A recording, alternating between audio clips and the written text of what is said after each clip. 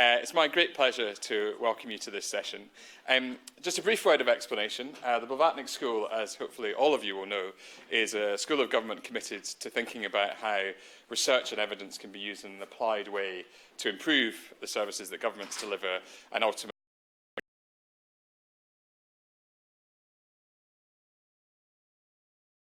And for the last year, it's been a particular privilege to be the host to 2 Permanent Secretary Fellows from the UK Government. And in this case, Leslie Evans, who is the Permanent Secretary of the Scottish Government. Leslie and her team have engaged with us over the last year, and it's been our real pleasure to be working together to try to identify some areas of the school's work which can help to support some of the work, both policy and organisational, that is currently a high priority for the Scottish Government. So that's the context in which we're going to have a conversation this afternoon. Leslie is going to say a little bit about Scotland's National Performance Framework and introduce that and talk to you about some of the reflections and challenges the Scottish Government is working on there. And then be joined by 2 of her colleagues from Edinburgh, and we'll have a panel session and answer some of your questions. I will wait until that point to introduce them both. So let me, for now, introduce Leslie Evans, and thank you very much indeed for being with us.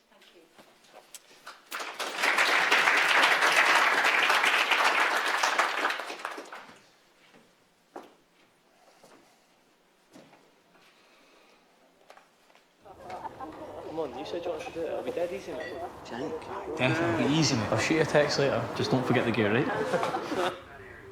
On my way out.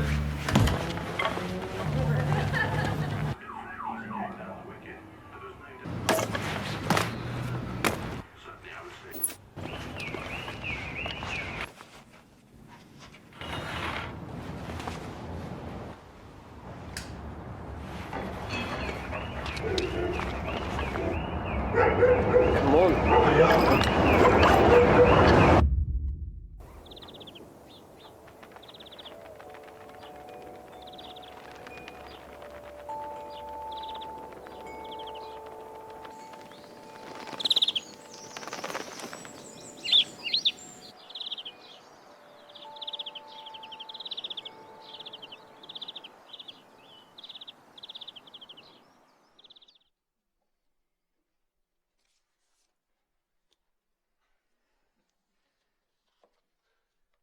Before we go on to something even more interesting. So, good afternoon.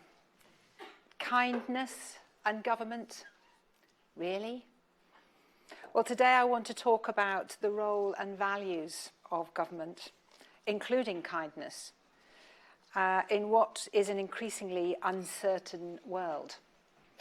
Because there are very few of you, I suspect, who would deny that we live in a volatile, uncertain, complex and ambiguous time, a VUCA environment, to use the term coined by the US military 30 years ago. And such circumstances raise questions about the role and response of government, not just what governments do, but how they should do it. Now, I don't need to remind this audience that these are questions as old as the concept of government itself.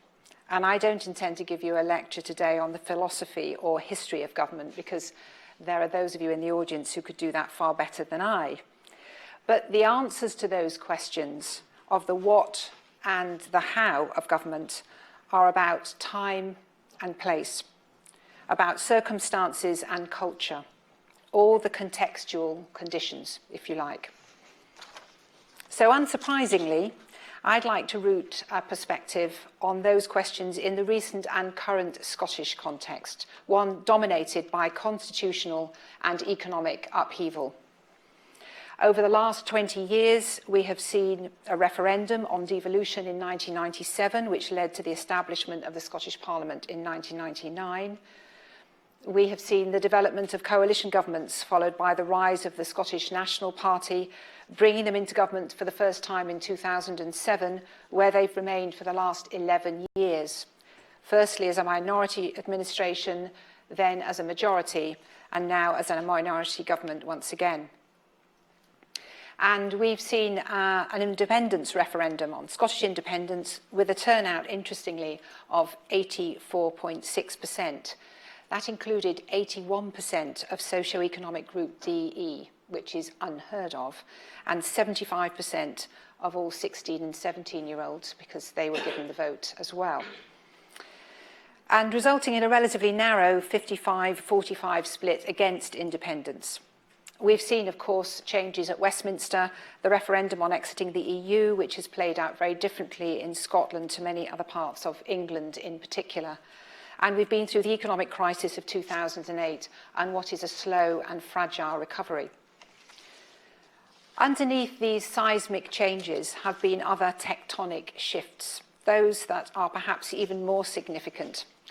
Geopolitical shifts, demographic and intergenerational change, climate change, and the pace of technological and scientific development.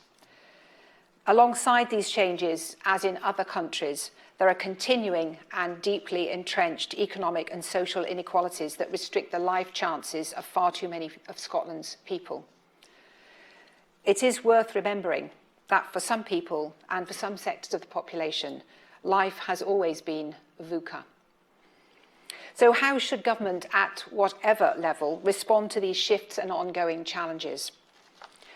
A traditional government response has always been what we might loosely call crisis management, developing responses that enable us to support politicians and leaders as they seek to navigate their way through the constitutional and economic labyrinth, or developing responses that support individuals and businesses as they hit their own crisis situations. But another government response is about responding to structural shifts by developing and following a clear vision of both the what and the how. So questions like, what are the outcomes we want to see? What are the partnerships, the relationships, the policies and the actions that will take us there? What are the values we need to hold close on our journey, including kindness perhaps? And what does the evidence tell us about our progress or our success? In Scotland, the answers to these questions have been pulled together into a single construct, which we've called the National Performance Framework, and you'll see it behind me there, and which we've been working with for about the past 10 years. It saw a major refresh earlier on this year, launched at a very successful international conference in Edinburgh.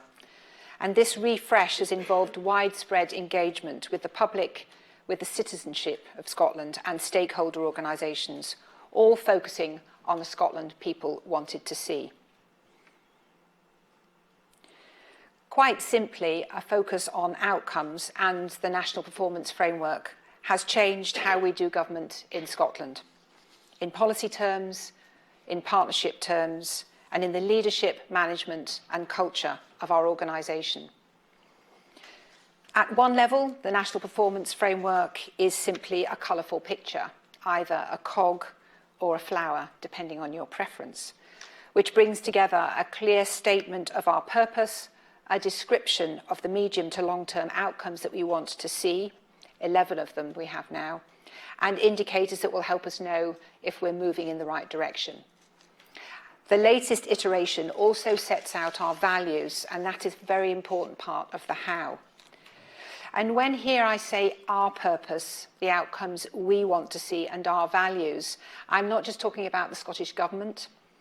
For the past 10 years, that might have been true, but we're now seeking a much more ambitious all-of-Scotland approach, and I'll come back to that later. So the National Performance Framework has to be much more than a picture on the wall. And perhaps I can give you a quick summary of the early changes that we put in place, which might serve to bring out some of the real shifts in thinking, behaviours and approach that we've used to help make the framework real. So when the Scottish National Party came into power in 2007, it was as a minority government wanting to establish a strong and, importantly, a competent Scotland. And that is a phrase we still hear regularly about being a competent government. Their vision for Scotland was shared ownership of a common good, a focus on long-term, joined-up outcomes, which chimed well with this kind of ambition. The framework set out a vision of national well-being for Scotland and enabled us to chart progress towards this vision through a range of social, environmental and economic indicators. Other change followed, and we renegotiated the Scottish Government's relationship with our key delivery partners, including all 32 of Scotland's local authorities. They signed a historic Concordat agreement and were released from ring-fenced funding as a result. But Scottish Government policy making had to change as well. We had to learn how to construct logic models to chart our way towards outcomes and developed evidence-based strategic platforms for cross-cutting policy making. We all had to learn the difference between inputs, outputs, and genuine outcomes. And our statisticians and analysts ensured technical reliability and assurance and a degree of independence by establishing a basket of indicators. Progress and data on the national outcomes was available for everybody in an open and transparent manner through the Scotland Performs website, which was established at the same time. But very importantly, we needed cultural and behavioural change as well. We removed departments. We don't have departments in the Scottish Government now and haven't since 2007, because the whole organisation is responsible for delivering outcomes. And we needed to change our behaviours as civil servants as well. We had to be prepared to lose control over some things, pretty scary, and to share the risk of both success and failure with our partners, which is plain unnatural to the civil service. And we had to commit to authentic partnership working and to collaborative leadership, both inside and out with the government. And as one senior civil servant colleague of that time said, if you go into meetings with local government colleagues and then raise your eyebrows the minute they've left the room, it isn't partnership working. And it's still a test I use today. We ran a massive education programme for all senior officials, and we established the Scottish Leaders Forum. So all of Scottish public, higher education, police, fire and third sector most senior leaders came together as a force for change and outcomes, and they still do. Now, at the time, Whitehall described what we were doing as the Scottish experiment. But it's now very much the way we do business. It's part of the Scottish approach, not the Scottish experiment. And the National Performance Framework is here to stay. One of the reasons I can say this with confidence is it is now underpinned by statute. The Community Empowerment Scotland Act 2015 places a duty on Scottish ministers, the ministers of now and those of the future from whatever party, to consult on, develop and publish national outcomes for Scotland and review them every 5 years. While the National Performance Framework might have been seen as an innovation of one political party when it was introduced, it is now firmly embedded in government process and government procedures. More than that, though, the National Performance Framework has been accepted across the political spectrum.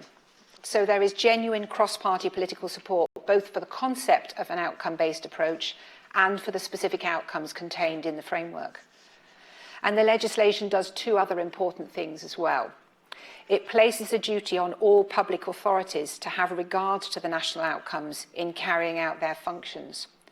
And it requires local community planning partnerships to set local outcomes that are consistent with national outcomes.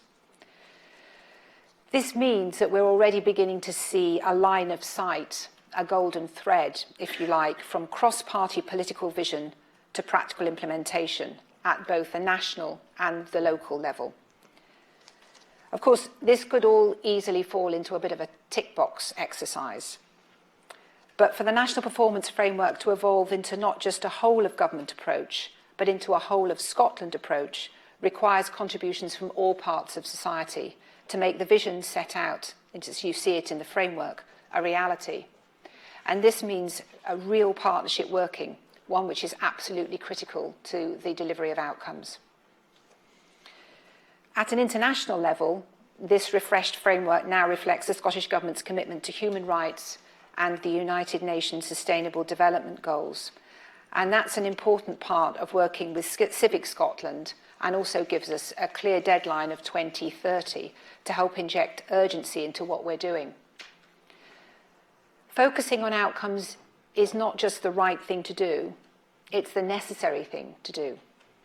The National Performance Framework and the development goals are natural allies, seeking as they do to encourage transformational change required to achieve the necessary social, economic and environmental improvements we seek.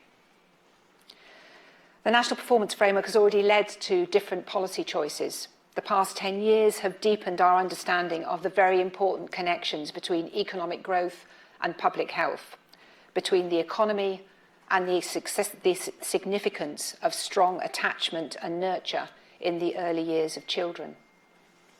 So, for example, our new national outcome for children and young people is intentionally bold, setting the challenge to ensure that young people grow up not only with equal opportunities, but feeling loved, safe and respected. Now, love in a government document, as you will appreciate, is quite a change of style from the traditional government publication, and, may I say, quite a change for many traditional civil servants too. So why did we think it was appropriate to include love in public policy development? And, just as importantly, how will we measure our success? Well, we have the evidence and have heard directly from young people that feeling loved matters. But quite honestly, I hope we would all think that as human beings. It's a predictor of better outcomes, however, feeling loved, and of a greater sense of inclusion. This is not without its challenges. What makes one young person feel loved will not be the same as another. And even the Scottish Government, as I said to an audience the other day, even the Scottish Government cannot mandate love, or indeed easily measure it. But what we can do is we can track whether young people feel they have meaningful relationships in their lives. And if we take peer relationships as a proxy measure of whether our young people feel loved, we've got some work to do. Only 57% of 11, 13 and 15-year-olds reported a high level of peer support. Among 15-year-olds, this was lower than the international average in the Western developed world, and it's only 43% for boys. This means that more than half of 15-year-old boys in Scotland feel they don't have a good friend that they can count on or who can help them out. That worries me as a civil servant, but quite frankly, as a mother. When thinking about the National Performance Framework, it's essential to reflect on progress from a variety of perspectives. As well as a pragmatic focus on individual outcomes, we also need to reflect on progress across the framework as a whole. It's important to look below the national level data in order to maintain a focus on addressing inequalities. And at the heart of the National Performance Framework is a commitment to reducing inequalities of income, and the belief that Scotland will become a more productive and more prosperous country if we become a fairer society. And there is a growing body of evidence, supported by recent work from the OECD, but also from the World Bank and the IMF, that delivering sustainable growth and addressing long-standing inequalities are reinforcing and not competing objectives. And that inclusive growth can lead to real improvements in the outcomes experienced by those individuals, those families, and those communities with the greatest needs. Sustainable and inclusive economic growth is at the core of the framework, and it's one to which every civil servant, indeed every public servant in Scotland, contributes. It means that every civil servant in the Scottish Government needs a certain level of economic literacy. The differentiation between purely social and economic policy is blurring. And as one example, our work on childcare provision is as much an economic policy as it is a social one. But if I cast back to the video you saw at the beginning of my talk about St Andrew's Day and acts of kindness, at the beginning of the at the centre of the refreshed National Performance Framework, as you can see from the tiny diagram, or maybe not, but you'll find in there that amongst our values is the value of kindness as well as dignity and compassion. And the inclusion of kindness in those values as part of a national public policy has attracted a lot of interest, not least as a way of enhancing engagement and trust. So what does that entail? Well, it means explicitly recognising that kindness has a part to play in delivering public services, alongside and importantly not at the expense of other important qualities such as fairness and equality. And it means in a world of artificial intelligence and technological advancement that we retain and enhance our sense of community. Similarly, we retain and enhance our emotional intelligence and, importantly, particularly in Scotland, our connection to place. It means that our national and local policies recognise and reflect these values. And it means that we need to think very carefully about how we measure what we value, even when that is difficult. So the Scottish Household Survey now contains questions that will tell us the proportions of people in Scotland who agree that people are kind to each other in their neighbourhood, of the people that we think of that we would trust and that would trust us. And it will tell us about the number of people in Scotland who think of people from different backgrounds that can get on well together in their communities. Of course, this also demands not just new policy and measurement, but new approaches, skills, and mindsets, importantly, from public servants. We civil servants still need our professional code and our values of objectivity, impartiality, honesty, and integrity. And we need the skills of our craft, analysis, evidence, and consultation. But just as importantly, we need tenacity, we need humility, and we need self-reflection, and a commitment to work with and invest in long-term relationships and partnerships. For me, heroic leadership simply isn't going to cut it here. We need distributed, open, and empowered and collaborative leadership styles. This means recruiting leaders who can see beyond their own immediate and institutional interests to the wider cause. People who can extend beyond mere technical prowess to lead, shape, and effect real change by working with and through others. And it means leaders who are committed to making government highly accessible and closer to people in Scotland.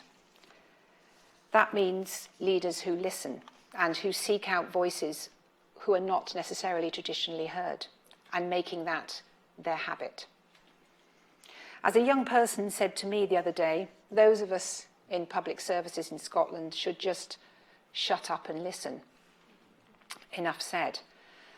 In fact, outcomes require us to welcome, encourage, and enable challenge.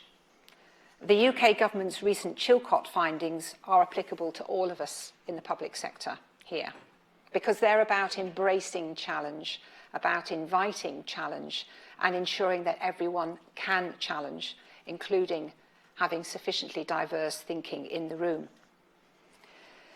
And outcomes also mean that we have to be prepared to admit that, surprisingly, we civil servants don't necessarily hold all the answers.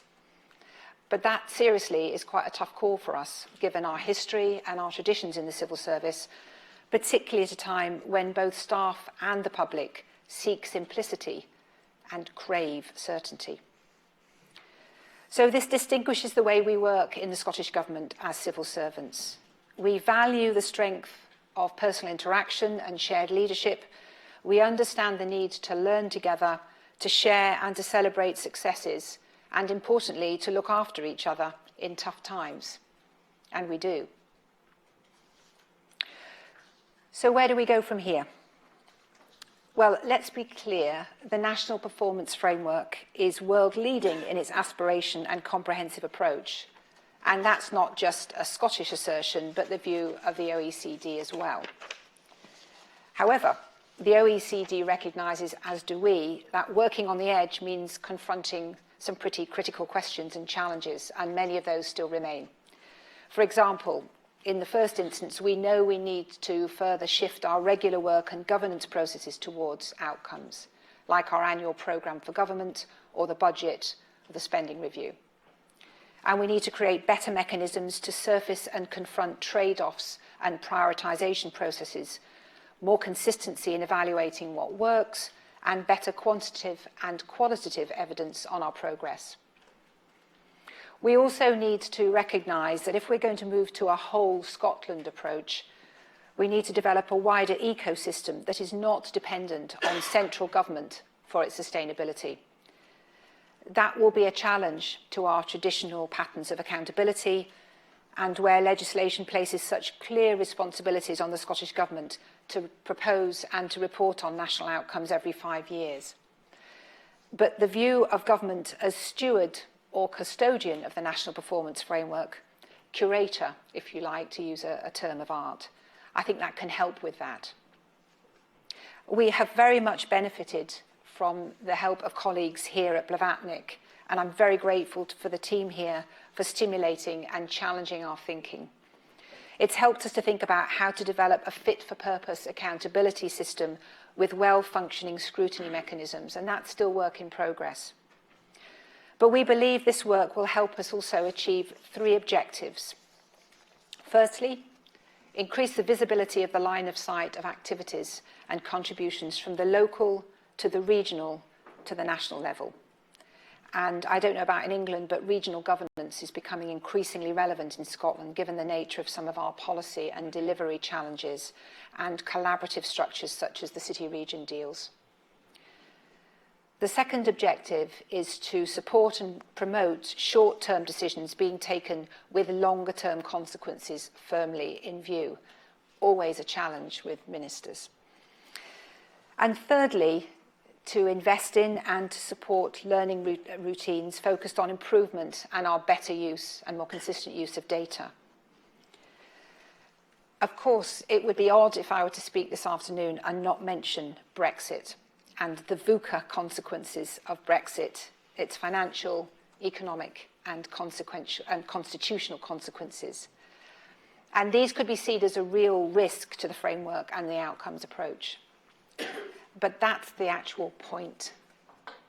We have to ensure that we keep the outcome faith, that we don't allow other events, no matter how seismic, how significant, to dominate or even obscure our outcome and national performance framework commitment.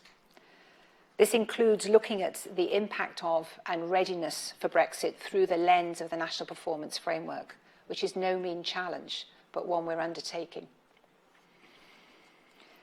So in conclusion, let me offer some thoughts about what we've learned and are continuing to learn about the principles of embedding our outcomes. The first is the need to be open and honest, that we don't have all the answers. And we need to engage genuinely in partnerships and co-produce solutions to the complex problems that we're all grappling with.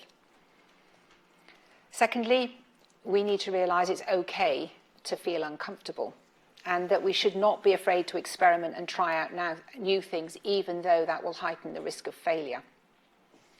And thirdly, we need to focus on experience, not just applying what we know works, but also applying the lived experience of others.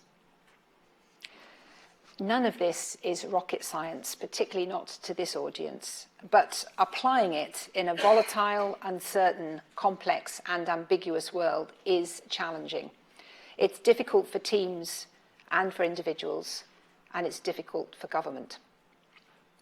So I am very much focused on the future capability of the civil service in Scotland or in the Scottish Government, and actually the future capability of the wider public service as well. Not just our readiness to lead through a potential range of very different, very uncertain futures, but also the fact is that 10 years on from when we first introduced the National Performance Framework, we now have 5 generations working as civil servants in the Scottish Government. Very many of our younger colleagues did not help create the National Performance Framework. So we need to keep growing our values-based culture of outcomes. And this requires what I would call constant gardening, clearing away undergrowth, pruning, tending, nourishing. And we also need to recognise that the challenge ahead, and this is a really important point and one that we keep relearning, the challenge ahead is not primarily a technical ask, but a behavioural challenge. And it's also a direct reflection of the qualities and the quality of the relationships that we are nurturing and investing in. So let me finish with a personal observation. We're working with a maturing model. I hope I've made that clear. And there are different ways of measuring the success of the outcomes approach. But 10 years on, I believe there is one acid test. The First Minister, Nicola Sturgeon, often asks citizens in Scotland, what kind of country do we want to be? And I don't mean an independence question, it's what kind of country do we want to be? Now, I believe that she can only ask this with authority because she is confident, as future First Ministers will need to be, that the machinery of the Scottish Government and indeed the public sector in Scotland can translate the complex answers and responses to that question into real, joined-up public policy, one which is familiar with the currency and characteristics of outcomes.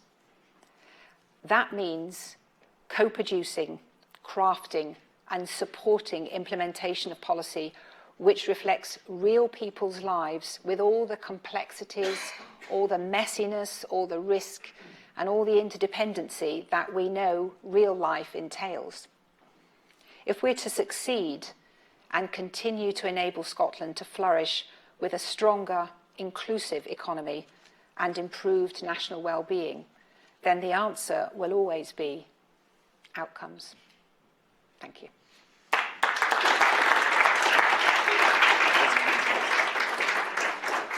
Thank you, Leslie. Do take a seat. Thank you all. Thank you so much, Leslie. A terrific talk. I'm joined by two of Leslie's colleagues now from the Scottish Government, and I'll introduce them in just a moment, and then we'll take your questions, because I'd like this remainder of this session to be driven by the interest that you've brought along today. So, first of all, allow me to introduce Professor Carol Tannahill. Carol, in the Scottish Government context, is the Chief Social Policy Advisor, but also serves as the Director of the Glasgow Centre for Public Health. This is Carol here. And then Jennie Barugh, who has recently joined the Scottish Government to take up the new role of Director of Performance and Strategic Outcomes. So absolutely on the money in terms of the topic of our discussions today. Let me turn to you. What I'd like to do is I'll gather in 3 or 4 questions, just to give us a flavour for what the interest is in the room, and then we'll work out between the panel who's best placed to answer those. So, who's got a question? If you just like to introduce yourselves, microphone will come to you just so that those who are following this online and for posterity, we're recording it, can hear the questions fully. But if you just say who you are and a brief introduction, and then pose your question, that'd be great. Please. Hi, I'm Sarah. I'm a Master of Public Policy student here, and formerly I was working in an Australian state government where we had a kind of similar approach around setting 12 premier priority targets for the state. And I was interested when you're talking about having distributed leadership. One of the things we tried to do with our priorities is appoint one deputy secretary as the kind of accountable person for each of the 12 targets. And we found that was really effective because if someone didn't have their name on the hook, things wouldn't get done. So I was interested what your approach was and how you found that process of having distributed rather than very clear leadership for each indicator. Great. Thank you very much. Maybe at the front here, if you can bring the microphone down. I'm Juliet Cheetham. I spent the second half of my professional life working in Scotland. I loved it. I missed it. And I admire so much of the approach of Scottish Government to the kind of things that you've been talking about. But one of the things that I think I observed when I was there, and I still observe, is that in some ways in Scotland we often talk a better game than we play. And so some of the outcomes recently and over some time have been quite disappointing. What I'd like to know is how you keep morale and effort going in the context of the National Performance Framework when you have some quite worrying and disappointing outcomes in health and education and various other measures. Not all a gloomy story, but there are some sad things in Scotland that we have tried to tackle for a long time and we haven't succeeded. So the possible gap between the aspirations you have here and reality could be difficult to deal with. Last question for this round, if you like, at the front here. There's a microphone just coming to you now. Good afternoon. Thank you for that. Really fascinating. And the focus on, I haven't said who I am. I'm Robin Rogers from Oxfordshire County Council. The focus on keeping clear strategic goals and allowing that to guide you through short-term decision-making and uncertainty is something I think we've all been in strategy well-being always striving for. I guess the question is, isn't it a bit managerial? Where's the space for politics in such a rational framework, of which I hugely agree, but then I am a manager, so I am a managerialist. And is it, and now I'm going to incur the wrath of Scots people, is it because you have the additional axis of politics, of nationalism, that allows you to have a different kind of conversation about social policy on which actually we mostly agree about most of it, but our politics, certainly around here, gets polarised between traditional left and right, whereas actually the population is not in the same place as those arguments? Thank you very much.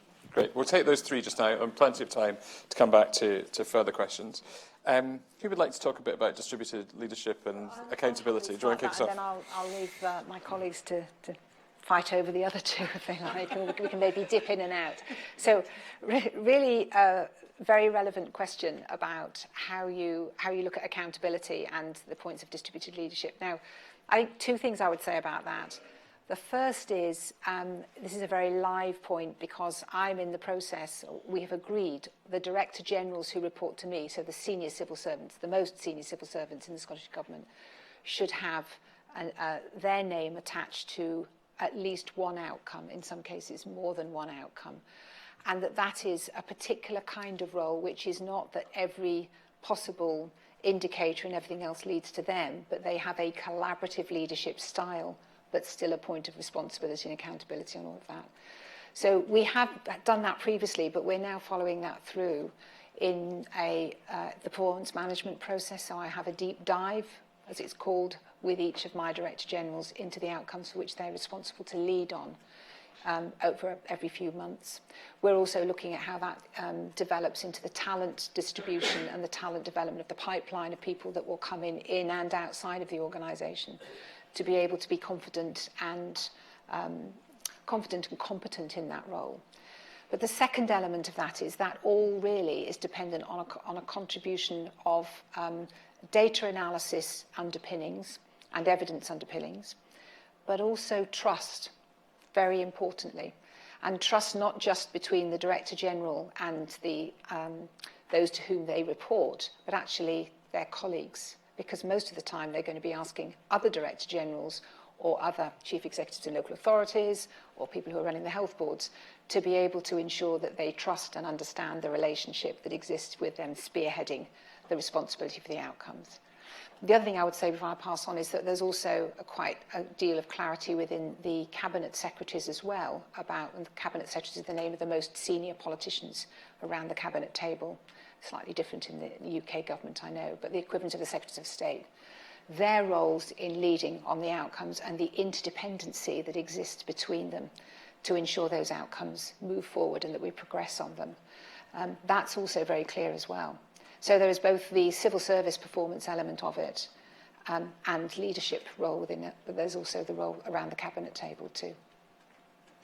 That seems to me to lead on quite naturally to the last question, in a way, about the managerial dimension of this and where the space is for politics, because obviously there's Cabinet Secretaries currently from a minority administration, but all from one political party. Yeah. But as you made clear in your talk, this is now in statute, so these are outcomes which are at least ostensibly aspired to by all parties in Scotland.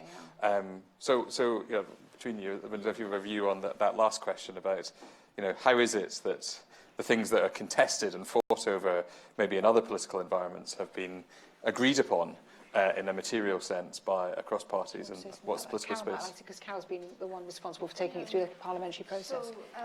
So the draft performance framework was debated in all of our parliamentary committees. And the lead was taken by one committee, but the other committees looked at particular outcomes. So these committees, of course, are also cross-party committees. And I would say that actually the agreement on the outcomes wasn't too difficult in that sort of cross-party sense. And I don't know if that would be a particularly Scottish thing or not. I think the test will be in the approach to delivering the outcomes. I think that's where some of the politics will come more to the front. So the outcomes, as you'll see, are quite big baskets of things.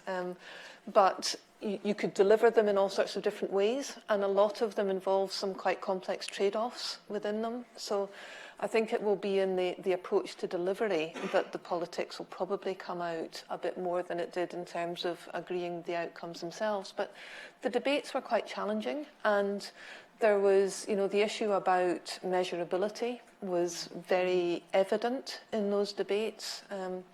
And I think it was just really heartening for me to see that whatever the political colour of the people around the table, there was an acceptance that we should have a framework that reflects what matters to the people of Scotland, not just what's measurable. And that was, it was tested quite a lot in those discussions, and all of the committees, agreed that they were going to support that approach. So, it feels as though it's had a very positive springboard, but I'm sure as we go on to the delivery and some of the difficult choices, and as budgets get tighter and all of that, some of the politics might start to play out a bit more. Ultimately, it will be the government that's held responsible, accountable for delivery on this, even though it's a whole of Scotland approach. Inevitably, I think that's where the buck will stop. So we're working quite hard to try and make that a constructive political process, not an antagonistic one. Not least because, of course, the way the Scottish Parliament is constituted, and indeed local government as well, it's on a proportional representation. So all councils are elected through proportional representation in Scotland, single-tier councils we have there, but also the Parliament. So the likelihood is that when the next Parliament comes into being, which is 2021, it's quite possible that it might be a minority government, it might not. But people are going to have to be ready to start using this process for their own political interests, as well as, and indeed, as a powerful managerial tool, which I don't dispute it is. Jamie, I wonder, can we move back to the slide that has the national performance framework on it, just so that I can illustrate our discussion? Great. And I suppose I just want to ask on this question of what matters versus what's measurable. These are bold, in many cases, aspirational statements of the things that, as you say, matter, and for that process of consultation matter to the people of Scotland and to the Scottish Parliament.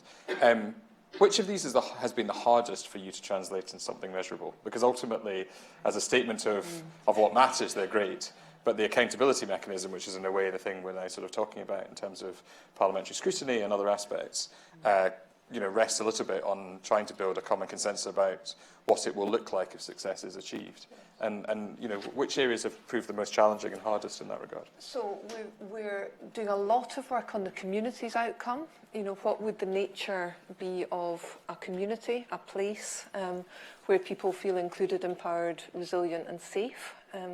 Because our regular surveys don't collect data on those issues at the moment, so we're building in new questions there, and we're also working with local government to get a sense from the local government benchmarking process, the extent to which we can get a better feel of what's happening in communities.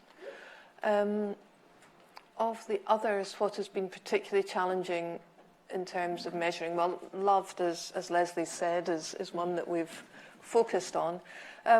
We have our website. It was called Scotland Performs. It's now the National Performance Framework website that makes it very open and available to anyone to see progress on our indicators. And we are going to work to make sure that that goes beyond being a statistical website, so we have more stories and experiential data there as well. And I think that will be important in terms of this national performance framework speaking to the people of Scotland and being much more of a tool that people can engage with than if it's purely about measurement.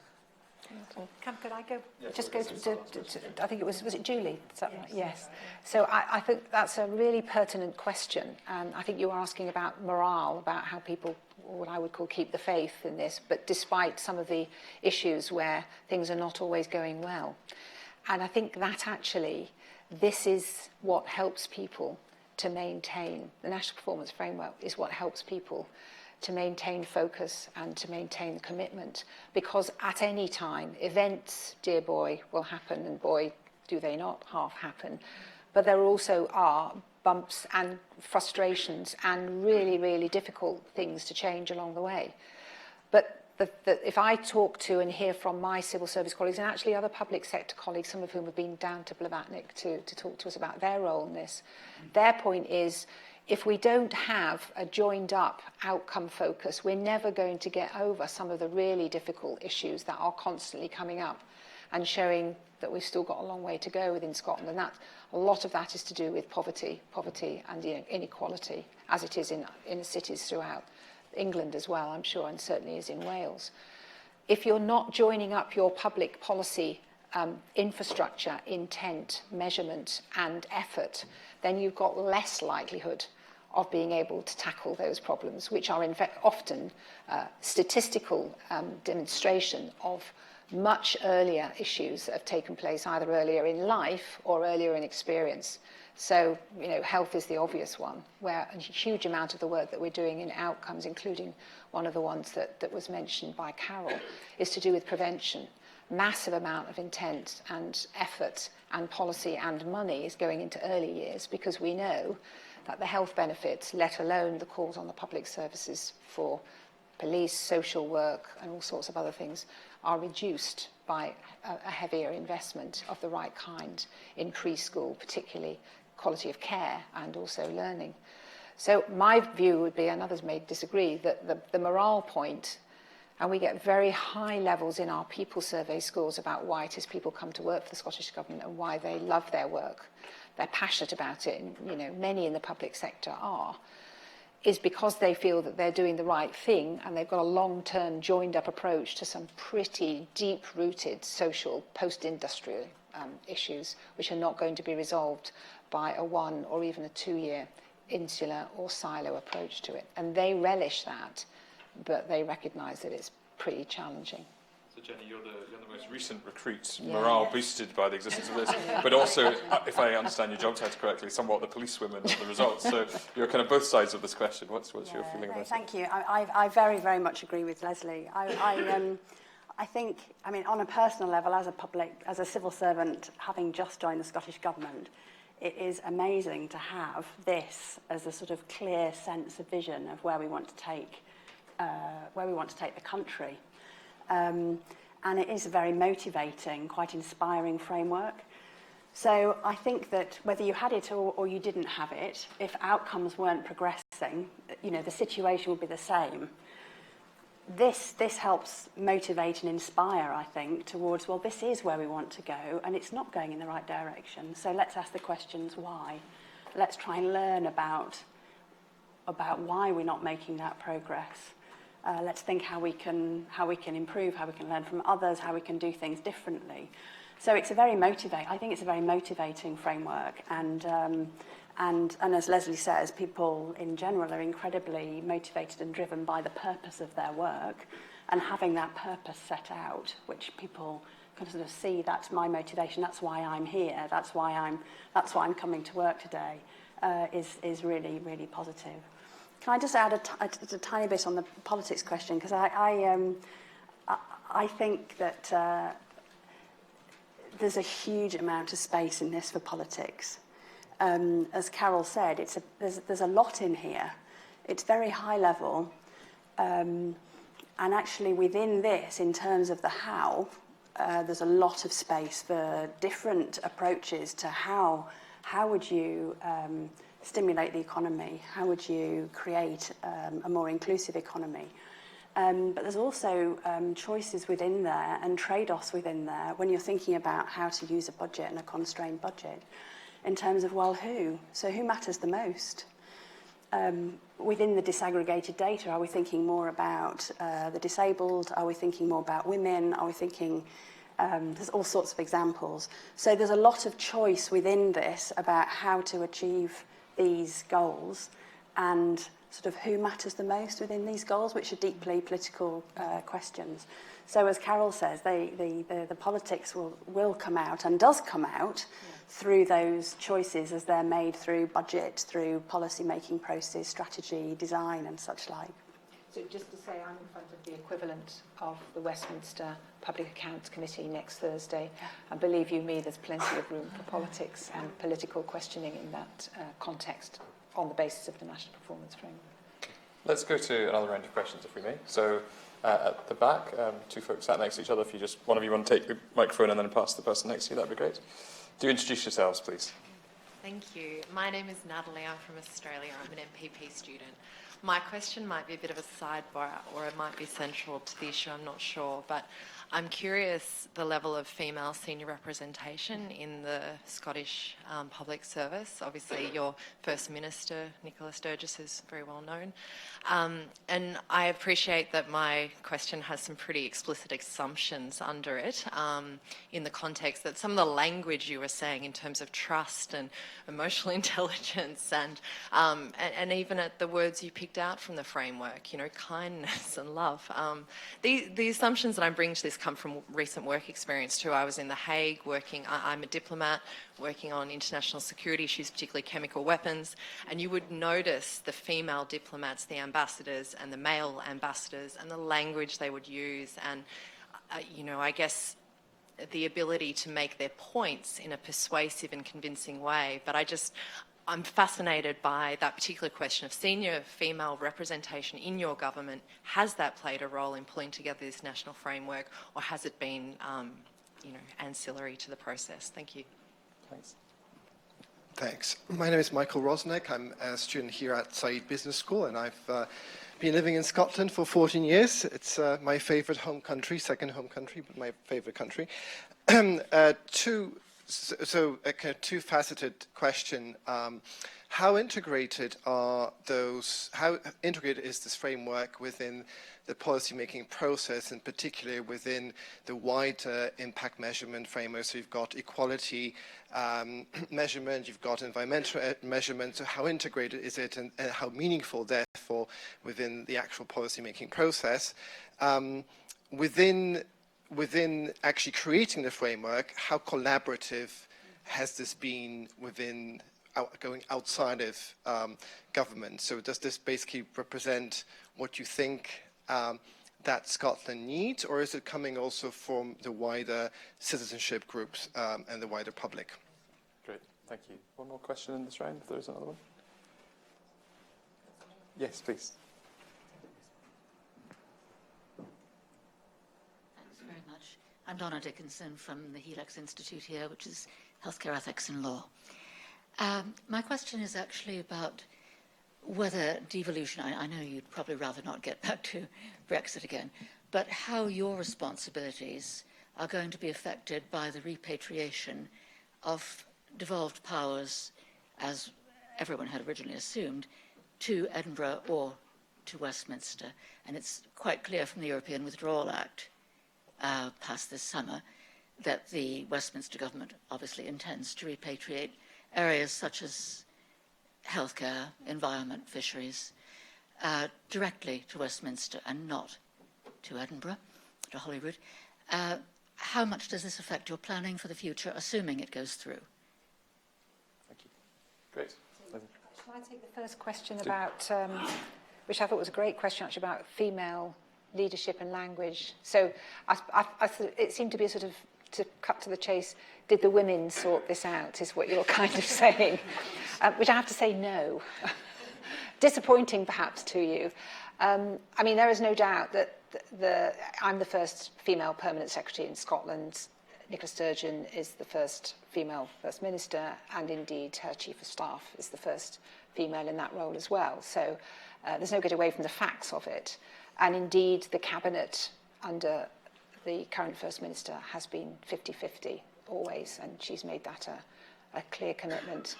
And the senior civil service, levels of female representation at the high levels of senior civil service have gone up under my jurisdiction, which is quite right, and they need to go further. However, has that been why we've produced a national performance framework? I think Carol would be failing in her role as the woman of science and evidence, and I know her to be if that had been the case. Actually, this is more about, and I think Carol will come on to this in the second question, about what we were hearing is important to people, what Civic Scotland felt was important to people, and what were the words and values that reflected all of that needed to be in here to keep Scotland on track to be the kind of Scotland we want it to be and need it to be. So I can't take it as a blow for the sisterhood, if I could call it that.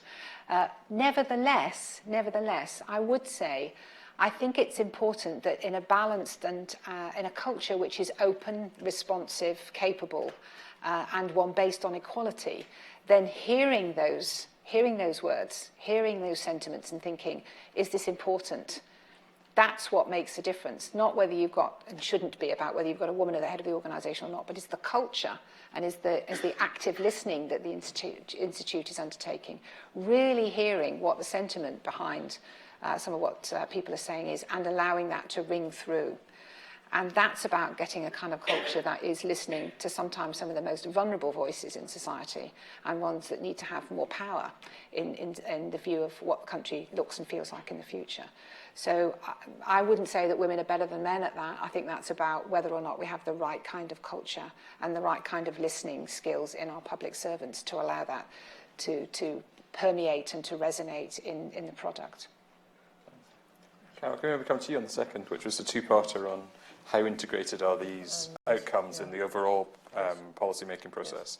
And then, as was just being alluded to, how collaborative was the process of developing them? Great, okay. And I just want to add to what Leslie said. I do agree with what she said, but I think we should also recognise the leadership that Leslie has given this, and in terms of personally championing our collective thinking about issues like compassionate policymaking and kindness. So whether that's gender or personality, but that's certainly there. So I talked just about creating the framework. So this is the second iteration of our National Performance Framework, and in refreshing it, we worked very closely with two of the large third sector organisations in Scotland, so Oxfam Scotland and the Carnegie UK Trust. And we commissioned them to undertake on our behalf processes of consultation across Scotland. So they did that through street stalls, but also through consultation events, working with a range of organisations and online processes. So we had many thousands of voices telling us what people wanted the future of Scotland to look like. And from those processes, we then created these outcomes. So they are not outcomes that were developed in Scottish Government. They are outcomes that came from a very significant process of public engagement. And similarly, in terms of identifying the indicators, we ran a number of workshops, this time less with members of the public, more with staff from different parts of the public, private and third sector in Scotland, to say, you know, within each of these outcomes, what would be the 6 indicators that you think are most important? So it has been done in a very collaborative process, and I think that's why we can be confident that this does represent, to a large extent, what the people of Scotland want. Now, I mean, of course, there's always going to be groups who wouldn't participate in that sort of process, but by working with Oxfam and Carnegie, I think we managed to get quite an inclusive set of views coming through. In terms of how integrated it is, I think we've got a bit of a way to go. So we have a very strong narrative and growing culture in relation to the National Performance Framework. It still feels as though it's got a bit of a way to go to be part of the machinery of how we do things. And again, I think Leslie indicated that. So our programme for government this year is organised a bit more in relation to outcomes, but has a bit further to go. Our budget this year will be assessed more in terms of what it tells us about outcomes, but it's not yet an outcomes-focused budget. In the induction process for new staff, we're building in work on the National Performance Framework as part of that induction process, but it's not quite there yet. So we've got a lot of work at an early stage, but I think, you know, hopefully if we came back next year, we'd be able to give a more confident answer to you that it truly is embedded in all the ways we do things in Scottish Government. A bit unfair because you're so fresh to it, but you can't leave me with the Brexit. No, I wasn't going to ask the Brexit question. I was going to let you off that by asking you about this integration question, because I guess in your kind of, as you've come into the role and looked across and thought about how to make this real and how to make it really applicable in all the areas of Scottish Government activity, I just wondered what your first impressions are and your thoughts about this challenge of integration as Carol's just set it up. No, thank you. This is, by the way, to give probably you, Leslie, time to think about the Brexit question. No, I think it all depends on what I expected, I suppose, when I arrived. So it's all from that sort of basis. But I've been, I think the word probably to use is patchy, or it's not systematic, but it's there in places. And I've been really impressed by some of the people, some of the other directors I've met who absolutely are living outcomes and have set up their directorates in a way that link to this and think about the outcomes underneath this that they're responsible for delivering, and then how their strategies and policies join up to that. So there's pockets across the organisation of excellence, actually.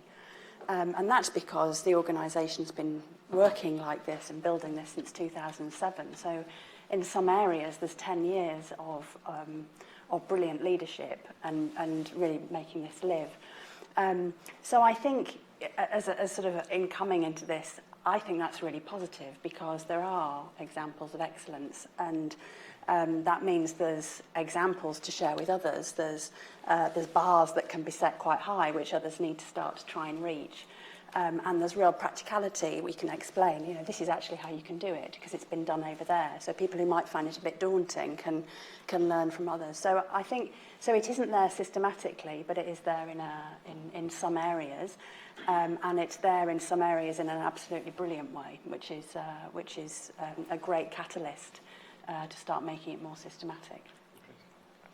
So Brexit and repatriation. We don't have enough time to go into the full exposition of this, but just briefly, you're quite right. Of course, the Scottish Parliament, the majority of Scottish Parliament, not entire Scottish Parliament, but all except the Conservatives voted against the withdrawal bill in the Scottish Parliament, and that is a point of great contention for the Parliament, and not just for the ruling administration. And the Parliament has been very vociferous about its views, cross-party views, on the way that this is playing out, and the relationship between the UK government and the Scottish government. So yes, that's quite correct. The second thing is that, of course, we're not through all of this yet, but there is a big point of contention about whether or not powers would revert back from or be re-accommodated back into the Scottish Parliament or in the UK government, or, as the UK government has said, have an initial resting place, if I can call it that, in the UK government, and then be repatriated back to Scotland. So there is still quite a lot of controversy and political dissonance around all of that, where the ministers in the Scottish government feel that there shouldn't be any question about this. They should all come back, and more, if possible, and hardly surprising given their political outlook, as opposed to the UK government feeling that they want to have a space where they all come back to Westminster first, and then are produced or sent out accordingly. So a big point of contention, absolutely right. We're used to working in constitutional uncertainty. I have to say, as one of my colleagues always says, devolution is a journey, not a destination. And we have had to accommodate shifts and changes. We had to be ready to take on a vote potentially for independence in 2014. We didn't know what the powers were going to be that came out of the Smith discussions, and we knew what the government was putting in from the Scottish government side to take, to have powers, but we weren't sure at all. And in fact, it's quite an interesting collection of powers that did come out of Smith. So we're well versed in that, and the civil service as a whole has to be ready for a whole range of outcomes at the moment, and particularly no deal, which is the one which is preoccupying us at the moment. And as a colleague said to me, a very senior civil servant said to me the other day, we are in unprecedented times for the civil service. There's been nothing on our plates like this since the Second World War. And it does mean that if we are in a no-deal situation, we have to still hold the faith with our national performance framework. We have to be ready for anything. Thank you. We've got time for one quick last round of questions. If there are any other outstanding questions that people wanted to pose, please, in the centre there. Can we get a microphone to the middle there? That'd be great.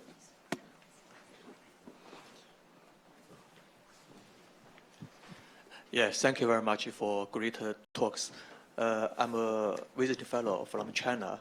My question maybe is easy, maybe it's very difficult. How many functions does the government have? And what is the basic government function? That's my question. So. There we go. Rather than easy. Right, okay. Any more fundamental questions? There's one over here, please. So I'm Jim, I'm an MPP student here, and my background's quite technical. On questions of measurability, engineers and economists will generally say there's nothing you can't measure if you don't try hard enough. Have you had to bring in new skills to sort of build these data platforms? And in doing that measurement, have you had to sort of not retrain, but sort of a lot of leaders in a public service context don't come from those kind of statistical backgrounds. Have you had to sort of make any change in the way they engage with that as well? Thanks. Okay. I'm just behind you. Similar to that, Megan from DPhil in social policy and come from the previous background with the Canadian government. And wondering if you're measuring some of the unintended harms of performance management framework, you know, when, say, people focus on one outcome to the expense of another. Great, thanks very much. And I'm going to abuse my position as chair and just ask one last question, if I may, because you talked about a line of sight in your remarks, Leslie, and I think one of the challenges here is around accountability. We've talked about it a bit in our interaction with you and your team, but on the one hand, this is an impressively collaborative undertaking, whereby there's been broad participation, and you've also talked very powerfully about the need for collective leadership right across the public service in order to deliver this, and not just housed within the government. But the challenge then comes with that distribution of delivery and then the sharp point of accountability. And I think you said at the end that you'd like to see a world where the Scottish Government was the curator of these. But, you know, depending on one's view, a curator isn't necessarily a single point of accountability. So how are you thinking about that tension and about how, you know, the sharp point of accountability might motivate and mobilise people, whereas the responsibility for delivery might be much more distributed than that? Okay, I'll maybe come back to Carol on that as well. But let me first of all take the point about functions. Now, define functions, of course, would be the thing I would say back to you. There are a number of different ways you could measure the functions of a Scottish government. The way I would think about in the first instance, as opposed to the generic functions that any government fulfills, in terms of the safety of its citizens and so on and so forth, is actually to look at the powers. Because the Scottish Government, unlike the UK government, has as I was saying earlier on, a selection of powers, a set of powers, but not total powers for everything that goes on in Scotland. Interestingly, we have around 7,000 civil servants in the Scottish Government. It's more than 3-4 times that for the UK government operating in Scotland. But they don't report to the Scottish Government, they report to the UK government. So if you're talking about functions in the way that I think is most powerful and meaningful, it will be to differentiate between the powers, the functions that we are legally able to exercise and for which the Scottish Parliament holds the executive to account, as opposed to the generic functions that any government would fulfil within the UK or other parts of the world. And those are, interestingly, very clear-cut in some respects. So transport, health, education, environment, and so on. Others where they begin to, what I would call, bump up against the ragged edge of reserved, devolved powers. So one of the things that I share as an example of this, and I think I was sharing it earlier on with Calum, is veterans, people who come out of the Army, the Navy, those veterans who leave the services and then are brought back into civic society. MOD, the defence services, all the armed services and forces are reserved. But everything that impacts on those veterans coming out of the services and coming back into civilian life is devolved. So though on the one hand, the UK government can talk with authority about the importance, the power in supporting our veterans, in actual fact, the responsibility for doing that and the finances required to do that all lie within the Scottish Government, or indeed parts of them with the Welsh administration as well. So when we talk about functions, although it would be quite nice to be able to be very clean-cut about responsible for X, Y, and Z, and we can be, when you start to dig underneath this, and people in the Scottish Government are very skilled at this, you will see that there are actual very few reserved powers, that don't have an impact on or a resonance across the devolved administration's responsibilities. And if you're somebody living in Scotland, you don't think, oh, why is this going wrong? I wonder if it's devolved or reserved. You just go and speak usually to your MSP and say, why isn't this working? So it is for us to try and make sure that that connectivity between reserved and devolved, that there isn't a gap there, and working with our counterparts in the UK civil service, in London, in other parts of England, is a really important part of that. Great. I'm not sure if I've answered your question, but we could carry on for some time about definition of functions. Jenny and Carol, I don't know which one of you want. It seems to me that these questions about the skills that you needed to bring in to measure things, and then the measurement and its scope and whether it covers unintended consequences or the proximate impacts of the measures that you're focused on are kind of linked in some way. I don't know which of you would like to take a start. Do you want me to kick off on that? So you're so right about the skills. And so we have, within our analytical professions, a lot of work that tries to build on the analytical professions across the UK civil service, so that we're learning as much as we can from developments elsewhere. And we also have groupings explicitly set up to look at new methods, so that we're just keeping on trying to refresh them. But one of the areas that we're at the moment looking at how best we can skill up is in relation to modelling of impacts. So within, if you take, for example, the poverty outcome, and we've got really ambitious targets in Scotland for child poverty, and we have a really, again, I think, very, very impressive child poverty delivery plan with a lot of actions in it. And we're now asking ourselves, how will we know which of these are making the most impact, which are going to be most influential? It will be reviewed again in 4 years' time. How should it look different then? And that's going to require some quite complex modelling and assessment of impact methodologies that we don't have in-house.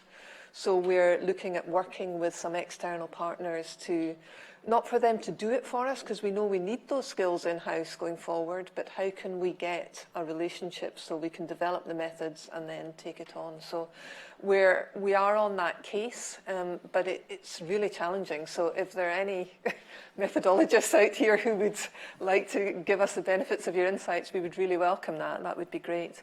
In terms of unintended consequences, I think that's a really interesting question, and quite often we get into discussions about our measures and if are they the right measures, and are we breaking them up, are we looking at them often enough, are we breaking them down subgroups enough, and it can become quite a techie question.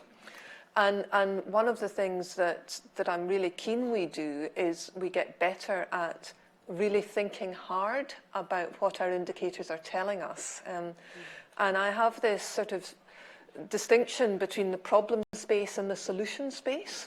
And often, our measures tell us that we've got some challenges or some problems, and people assume the solutions sit in the same space, so our health's not good, so the solution to that sits with our health service. Well, no, it probably doesn't, or our economy isn't performing as well as it might. Well, that's about business. Well, it is partly, but not only, so trying to encourage this broader discussion about what our indicators are telling us and what the solutions or responses would be to them. And in doing that, you also, of course, get into this unintended consequences discussion. So I think in that case, it's less about the measures and more about the conversations and the learning we can create around them. What else? Accountability and collaboration. So, I think, Calum, one of the things that I have personally learned from my engagement with you and your colleagues is recognising that in Scotland we have a strong focus on collaboration and improvement and peer improvement, and you've encouraged us to recognise that that's a good emphasis to have, but that we also need to think about scrutiny and sanctions as the other part of that. And I think we've come away from those discussions recognising that we have some more work to do about being clear about what is the level of delivery we expect and what then will happen, frankly, if organisations or people are not delivering to that level. So we would want to continue to have a focus on peer improvement. It's a core part of our Scottish approach, but we recognise this challenge about performance and accountability. So thank you for giving us that challenge. Thank you, Carol. On your last question, which is a very thought-provoking question, I think that when Leslie is asking one of the Director Generals to lead one of these outcomes, she's asking a lot of them. But she's not asking them just to simply direct and tell, and therefore be held to account and hold people to account for doing specifics. She's asking them maybe to do a bit of that, but she's also asking them to catalyse and mobilise and support and create an environment in which the wider public sector and other areas across the Scottish Government are pulling together to try to come together to deliver something which is complicated, challenging, maybe going in the wrong direction, as was alluded to by the lady over there. So I think there's and then will that person be held to account for what is the question, isn't it? They shouldn't only be held to account for the direction the outcome's going in, I would say, but for the approach they're taking for, well, how are the partnerships in that space? How included are other areas of the public sector feeling, and therefore what is that catalysing in terms of energy and such like? So I think it's a really good lens to think things through. The other sort of related point, I think, which I took from the learning from this engagement with Blavatnik, has been around holding different spaces for accountability versus learning. So I just think it's a really important point that if you're trying to create an environment and maybe a 2-hour session in which you're learning, that can't be the same session in which you're holding people to account for delivery. Because the way that people feel when they are having an accountability conversation is absolutely not a reflective let's learn space. It's very much a let's defend space. And so separating those two things out, and as leaders thinking about that and creating those different spaces, I think is going to be really important in playing maybe a curator role on the one hand and then an accountability role on the other. Yeah, so Leslie shouldn't expect too much learning from her appearance in the Scottish Parliament next Thursday. As Principal Accountable Officer, no. And ultimately, to answer your question, as far as the Scottish Government is concerned, the buck lies with me as Principal Accountable Officer and would always expect to. But one final point is we are having to get much better and much more proactive in the information and the transparency of the information that we share with the Scottish public anyway, which is not to say we've been hiding anything, we haven't. But we've had to be much more proactive because we're now a tax-raising executive, not just in terms of land tax, but actually we now, as you probably know, have responsibility for taxing individuals within Scotland, and we have a different tax regime to the rest of the UK. That means that our relationship with the citizen, even if we didn't have the National Performance Framework, that aside, has changed completely. And we need to keep progressing along that line of accountability to the citizen of Scotland about how we're spending their taxing contribution. And that includes what we're doing with it in the National Performance Framework. Thank you. So, look, on your behalf, I'd like to thank our three speakers, particularly Leslie, but Carol and Jennie as well. Leslie, you said it earlier in your speech that the focus on outcomes has changed how we do government in Scotland. The School of Government here is interested and cares deeply about the changes that governments are making that have positive impacts for citizens. And I think you've outlined for us the journey that you're on.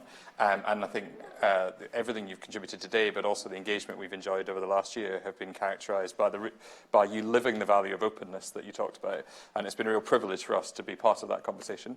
I hope it's been a privilege for everybody here to also hear a bit more about it this afternoon. And on their behalf, I'd like to thank you all very much indeed.